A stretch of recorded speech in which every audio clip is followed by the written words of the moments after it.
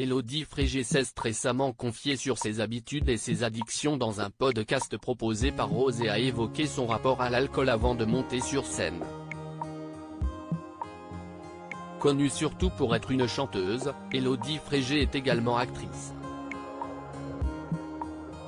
La lauréate de la Star Academy 3 était dernièrement à l'affiche de L'homme de nos vies, une mini-série trépidante de M6 dans laquelle un séducteur arnaque ses proies. Parmi elles, Iris, jouée par la jolie Rousse.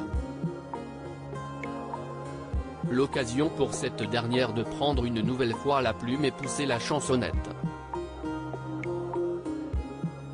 Car oui, l'auteur-compositeur-interprète co-signe et chante la chanson My King dans la fiction.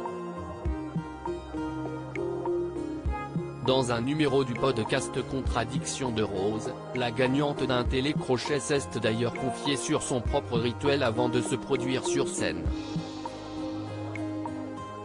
Si est terrible.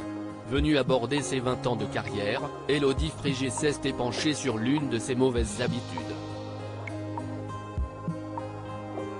J'ai une vraie addiction qui dure jusque-là mais qui pour l'instant n'est pas un problème, ou alors je me voile la face, c'est que je ne peux pas monter sur scène sans boire. Alors ça, je pense que je ne l'ai jamais dit en interview, avoue-t-elle dans un rire. Tentant de relativiser, la compagne de Grégory Nicolaïdi se demande alors, c'est rien, ce sont 2 verres, mais ce sont 2 verres. Donc si j'avais énormément de succès et que j'avais des concerts tous les soirs, serais-je alcoolique? Vraiment, si est terrible, semble-t-elle constater avant de révéler sa dépendance à une autre substance, liée également au concert.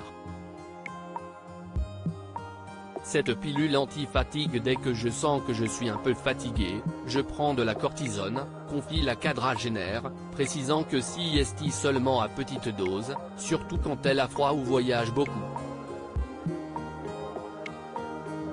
Parfois, je n'aille même pas la gorge fatiguée ni quoi que ce soit, mais je vais prendre mon petit cachet de 20 mg, donc si est rien, estime l'intéressé. Mais l'hôtesse du podcast la reprend aussitôt en partageant sa propre expérience abusive de la cortisone. Gêne et user et abuser, ça permet de chanter le soir même si on est aphone.